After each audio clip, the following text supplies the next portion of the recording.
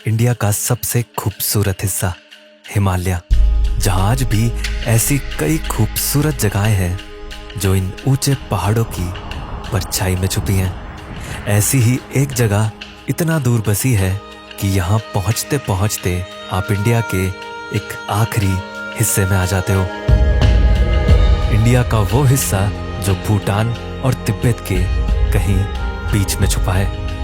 लेकिन इस छुपी जगह पर पहुंचते ही आसमान में खो चुके तारे भी मिल जाते हैं और रफ्तार में खो चुकी जिंदगी भी। एक अनोखा रहन सहन और एक अनोखे कल्चर की कहानी लिए अरुणाचल में बसा इंडिया तिब्बत बॉर्डर पर सबसे पहला और आखिरी विलेज ये है ज़ेमिथांग।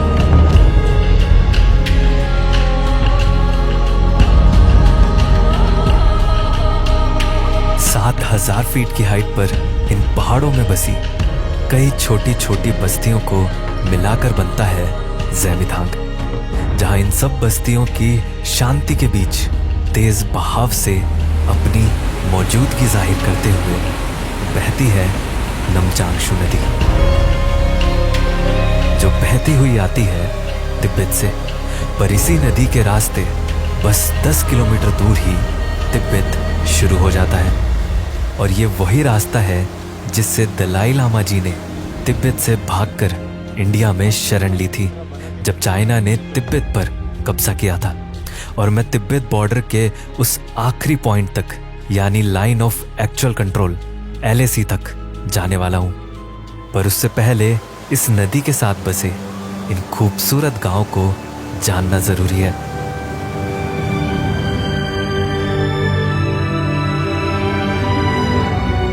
इन सारी बस्तियों को पांगचेन वैली भी कहा जाता है, जिसमें पांगचेन का मतलब होता है ऐसी जगह जो सभी पापों से मुक्त है। फिर इसी खास मतलब की तलाश में मैं यहाँ की इन गलियों में घूमने लगा। तो स्वागत है आप सबका इंडिया के लास्ट विलेज में, जिसका नाम है ज़ेमिथांग। यहाँ पर ईस्टर्न साइड पे भूटान बॉर्डर है और नॉर्दर्न साइड पे है तिब्बत बॉर्डर। और जहाँ पर मैं अभी खड़ा हूँ वो इंडिया की लास्ट सिविलाइजेशन है ईस्टर्न हिमालयाज़ में। तो मेरे आसपास के ये आपको घर देखकर तो समझ में आ रहा होगा कि कितना ज़्यादा डिफरेंट एरिया है, कितना ज़्यादा डिफरेंट कल्चर होगा यहाँ का, कितना डिफरेंट लाइफस्टाइल होगा। और मैंने पहली बार इस तरह के घर देखे हैं, मतलब इतना मल्टी स्टोरी इन्होंने स्टोन से घर बना रखे हैं। तो जनरली हम इस तरह के घर देखते नहीं हैं, तो इधर आकर जब मुझे ऐसे घर दिख रहे हैं तो ऐसा लग रहा है कि शायद मैं इंडिया में हूँ या कहीं फॉरेन कंट्री में हूँ। अब यहाँ घरों के और कल्चर के बारे में जानने के लिए मुझे किसी लोकल से बात करनी ही थी। फिर यूं ही घूमते घूमते मेरी एक फैमिली से मुलाकात हुई और इन घरों को अंदर से देखने का भी मौका मिला। अंदर से भी देख सकता हूँ घर क्या? देख सकते हैं। चाय पिएगा सर? चाय पी ली वहाँ? नमक चाय पिए, नमक चाय। नमक चाय? हाँ। नमक चाय, बटर मिल्क, बटर टी? हाँ हाँ। ठीक है चलिए। तो आपका 3 फ्लोर का घर है? हाँ 3 फ्लोर। ओह। इधर पहले जमाना में इधर गाड़ी रखता है, यहाँ में आदमी बैठता है, ऊपर में सामान रखता है। स्टोर रूम होता है ऊपर, हाँ। बीच में आदमी बैठता है और नीचे गाय। हाँ। अच्छा अच्छा। बोलो। हेलो, नाम क्या है? Ming. Ming. Hello Ming. Sir आप कहाँ से? मैं हूँ दिल्ली से। दिल्ली जी। कितने आदमी है सर? कितना आदमी? मैं तो अकेले घूमने आया, अकेले आया। कैसे लगा है सर चाय? चाय तो बढ़िया है। बस आप पीजिए, इतना नहीं। सुबह एक नहीं पीना है, थोड़ा सा और लीजिए। नहीं चल थोड़ा सा देना, बस थोड़ा सा, बस थैंक यू। आप इसमें पीते हैं ये बाउल प्याले में? अच्छा। तो आपका घर ये कितना पुराना होगा? ये तो अभी 1000 साल होने वाला होगा। ये तो 1000 साल? अच्छा, मतलब आपके कई परदादा पिताजी सब, पिताजी लोग पूरी जनरेशन अच्छा रहे हैं इसमें। अच्छा, ये घर इसीलिए इतने अलग दिखते हैं क्योंकि ये सच में सदियों पुराने हैं। बल्कि दीदी ने बताया कि पहले के ज़माने में सब गांव वाले साथ मिलकर एक ही घर को बनाते थे और सिर्फ एक घर को बनाने में ही कई साल लग जाते थे। लेकिन पत्थरों से घर बनाने जैसे इतने मुश्किल काम की ताकत उन्हें मिलती थी यहीं उगने वाली इन ऑर्गेनिक चीजों से। क्या फायदा होता है इसको खा के? इसमें पहले जमाना में तो यही ज्यादा खाता है ना। हाँ। हम लोग का छोटा बच्चा पैदा होने का साथ साथ यही खिलाता है। पैदा होते ही जो सबसे हाँ, पहली और चीज हाथ से खाते हैं? खिलाता है। अच्छा अच्छा। ज्यादा ताकत होता है बोलते हैं। ओह, इसका आटा बना के खाते हैं? हाँ। असल में ये है रागी और यहाँ गेहूं से ज्यादा इसी को खाया जाता है। मॉडर्न दुनिया में तो रागी को अब जाकर सुपर फूड माना गया है, लेकिन यहाँ पर ये लोग इसे सदियों से खाते आ रहे हैं। फिर दीदी ने मुझे यहाँ के खेत भी दिखाए। ये आपका खेती है? अच्छा। जिसमें सबसे खास तो मुझे इनका कद्दू को उगाने का तरीका लगा। इस बस्ती की गलियों में ये जो आप बाउंड्री वॉल पर झाड़ियां लगी देख रहे हैं, ये असल में कद्दू की खेती है। और ये जो बाउंड्री वॉल है उस पे पूरे कद्दू उगाए हुए इन्होंने। ये घर है, ये सामने बाउंड्री वॉल है, उस पे कद्दू आ रहे हैं। सही है यार ये भी। फिर इस फैमिली को अलविदा करके अब मुझे जाना था यहाँ से दिखते कुछ ऊंचे पहाड़ों की ओर। ठीक है, थैंक यू चाय के लिए। बाय।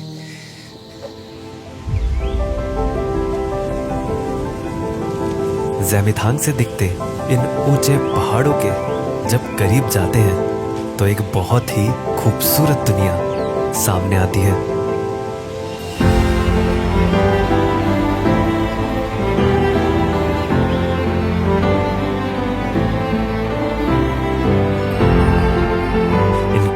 वादियों के बीच कुछ छोटे से घर बसे हैं जो हिमालय के पहाड़ों के बीच घर बनाने की एक परफेक्ट लोकेशन पर है, जिनमें कुछ नोमैडिक लोग रहते हैं। तो ज़ेमिथांग से जो ऊंचे पहाड़ दिखते हैं उनके अंदर यहाँ एक जंगलों के बीच में गांव है छोटा सा, या एक तरह से बस्ती है। नमस्ते भैया, ये आप इसी घर में रहते हैं? अच्छा अच्छा। बड़े खूबसूरत से ये पत्थर के और अंदर से लकड़ी के घर बने हुए हैं, जिनके अंदर एक तरह से चरवाहे रहते हैं जो अपनी गायें को लेकर आते हैं गर्मियों के टाइम पे। और ये एक तरह से टेम्पररी घर है और इनके अंदर कुछ टाइम तक रुकता है, मतलब गर्मियों के टाइम पे, और सर्दियों में वापस नीचे चले जाते हैं अपनी गायें वगैरह को लेके। गर्मी से बैठे हुए हैं, अब नीचे चले जाएंगे। अच्छा। मौसम नीचे जाएगा, गर्म का दिन ऊपर आ जाता है, फिर ऊपर आ जाता है। वैसे तो एक तरह से नोमैडिक लाइफ हो गई इनकी, एक तरह से बंजारा वाला लाइफस्टाइल हुआ, बट बहुत सुंदर लग रही है वाली जगह जहाँ पर इन्होंने बस्ती बनाई हुई है। अब देखने में ये जगह कितनी ही खूबसूरत लगे, पर यहाँ हमेशा रहना इन लोगों के लिए भी मुश्किल है। हेलो। इस खूबसूरत जगह को देखने के बाद मैं गया ज़ेमिथांग की सबसे फेमस जगह पर।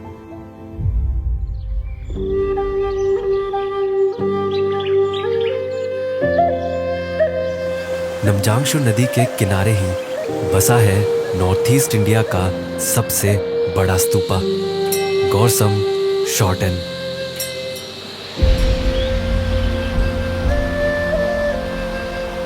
ये स्तूपा करीब 100 फीट लंबा और 200 फीट चौड़ा है। अगर मैं इसके थोड़ा करीब जाकर दिखाऊंगा आपको तो आपको पता चलेगा इसका स्केल की एक्चुअल में कितना ज़्यादा बड़ा है।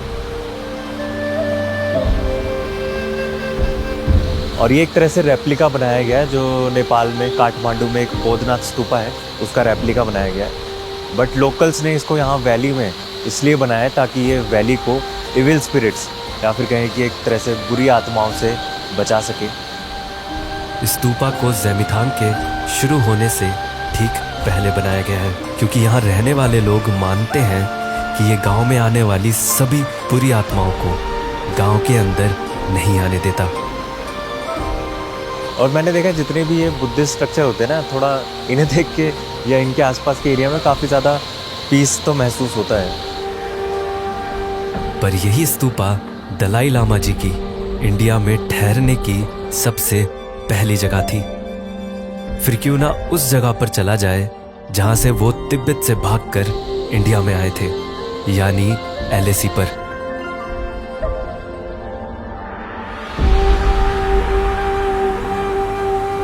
बॉर्डर के करीब जाने के लिए ज़ेमिथांग से इसी नदी के रास्ते बस कुछ 10 किलोमीटर ही आगे जाना पड़ता है। पर इस रास्ते की सबसे अच्छी बात यह है कि यहाँ हर थोड़ी देर में कुछ बड़े खूबसूरत वाटरफॉल्स भी दिखते हैं, जिनको करीब से देखे बिना रहा ही नहीं जाता।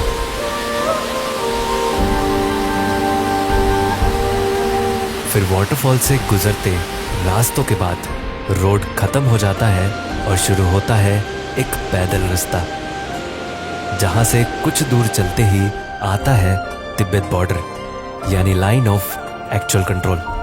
और बिल्कुल इसी जगह से दलाई लामा जी ने अपना सफर इंडिया की तरफ शुरू किया था, जहां आज एक बहुत ही खास पेड़ है, जिसकी कहानी उसे और भी खास बनाती है।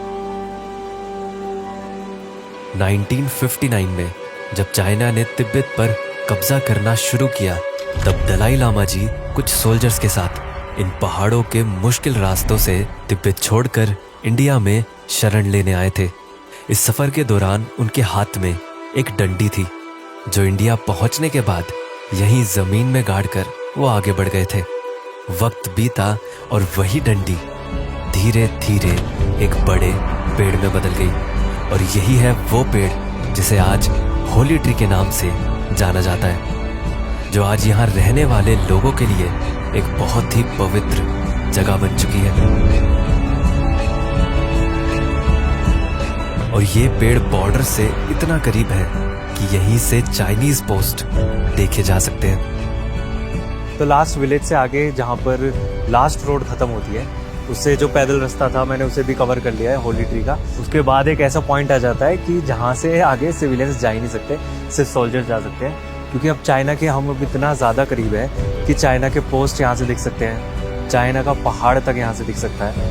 तो इतना ज़्यादा करीब अब चाइना के आगे हैं कि सिविलियंस अब इस पॉइंट से आगे अलाउड ही नहीं है।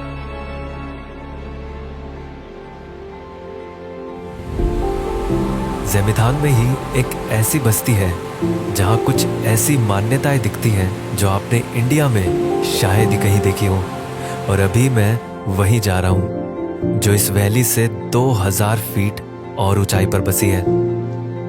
पर इसकी ऊंचाई की वजह से ही यहाँ ज़ेमिथांग का एक लौता मोबाइल टावर भी लगा है। आजकल ऐसी रिमोट जगहें भी ऑनलाइन दुनिया से कनेक्टेड हैं।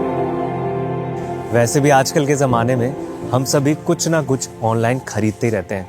इनफैक्ट ऑनलाइन खरीदना स्टोर जाकर खरीदने से ज़्यादा कॉमन हो गया है। बट इसका मतलब ये भी है कि ऑनलाइन कुछ बेचने का इससे अच्छा टाइम नहीं है, क्योंकि अब अपना ई-कॉमर्स बिजनेस स्टार्ट करना भी बहुत ईजी हो गया है उडू की वजह से। बस इनकी ई-कॉमर्स ऐप में जाकर कुछ मिनट्स में ही अपना ई-कॉमर्स बिजनेस स्टार्ट कर सकते हैं। बस प्रोडक्ट की कैटेगरी सेलेक्ट करनी है और अपनी पसंद का डिज़ाइन, बाकी सब एआई संभाल लेता है। फिर प्रोडक्ट के फोटोज और प्राइस डालना है, बस अपना ई-कॉमर्स बिजनेस तैयार। बल्कि इस एक ऐप से ही सेल्स, इनवॉइस सब कुछ मैनेज कर सकते हैं, वो भी फ्री ऑफ कॉस्ट, क्योंकि उडू की इतनी सारी स्मार्ट ऐप्स में से कोई भी एक ऐप पूरा लाइफ टाइम फ्री होती है। तो अगर आपको भी अपना बिजनेस स्टार्ट करना है तो डिस्क्रिप्शन के लिंक को ज़रूर चेक करना।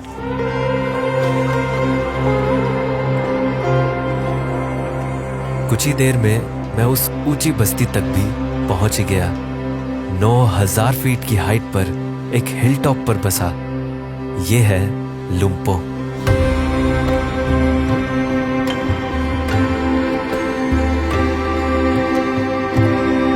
चारों ओर खूबसूरत पहाड़ों के बीच में बसे ये घर पुराने किस्से कहानियों से निकले लगते हैं, जिनके बीच से गुजरते हुए ऐसा लगता है कि जैसे समय में कई साल पीछे आ गए हो।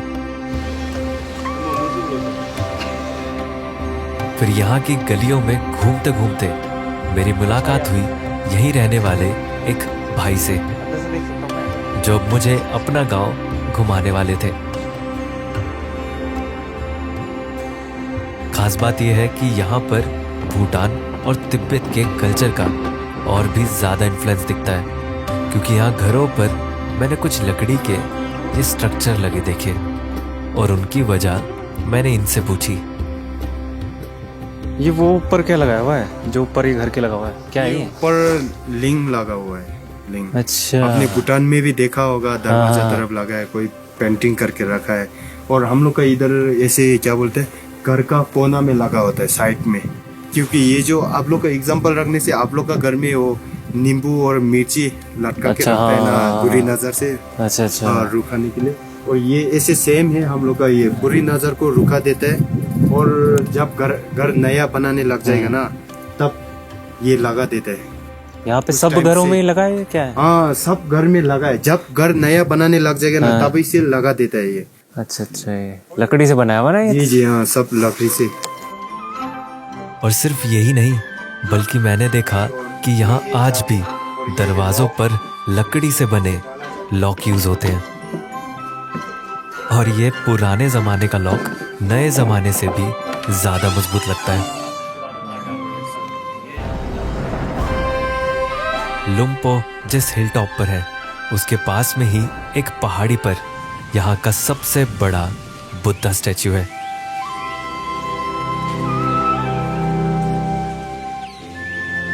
गुरु रिम्पोचे के इस स्टैच्यू की खास बात यह है कि इसका फेस ज़ेमिथांग की तरफ नहीं, बल्कि उस डायरेक्शन में रखा गया है जिस तरफ तिब्बत है। और ऐसा करने की वजह कुछ साफ नहीं है, लेकिन ज़ेमिथांग की वैली का यहां से एक बड़ा खूबसूरत नजारा दिखता है। पर इस नजारे के साथ साथ जैसे जैसे अंधेरा हुआ तो कुछ बहुत ही अनएक्सपेक्टेड हुआ। तो अभी ज़ेमिथांग में मैंने अपने होम स्टे की टेरेस पे आकर, जो कि यहाँ पे थोड़ा अंधेरा हो रहा है, एक बहुत ही अच्छी चीज़ देखी है। मुझे बिल्कुल भी एक्सपेक्टेड नहीं था कि यहाँ पर मुझे मिल्की वे देखने को मिलेगा।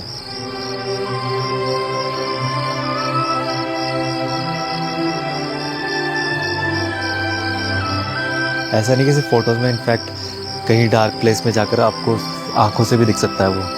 बट ये क्योंकि लास्ट विलेज है और इतना ज़्यादा रिमोटली लोकेटेड है, लाइट पॉल्यूशन बिल्कुल भी नहीं है और यहाँ बहुत ही खूबसूरत मिल्की वे देखने को मिल रहा है अभी। अगली सुबह मैं ज़ेमिथांग से दूर एक ऐसी अनदेखी वैली में गया जो बिल्कुल वैसी ही है जैसा एक सुकून भरी जगह हम सब इमेजिन करते हैं। अरुणाचल की इस खूबसूरत वैली का नाम है सांगती वैली।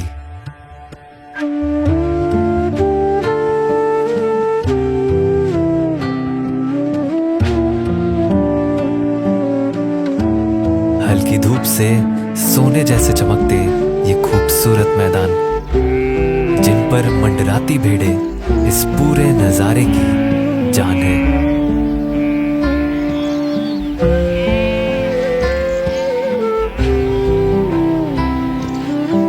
तो अभी मैं हूँ संगती वैली में और यहाँ पर इतना खूबसूरत सा शीप फार्म है और मेरे आसपास ये भटकते हुए शीप को आपको देख के पता चल जाएगा कि कितनी सारी शीप्स हैं यहाँ पे और आराम से घास चल रही हैं। इनके ऊपर एक घंटी बांधी हुई है, तो उनकी आवाज़ के अलावा यहाँ पे कुछ और सुनाई नहीं दे रहा।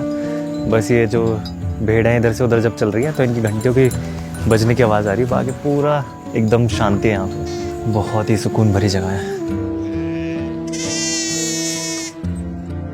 इस नज़ारे को देखते हुए बस कुछ देर में ही समय और जिंदगी की वो रफ्तार फिर से धीमी महसूस होती है।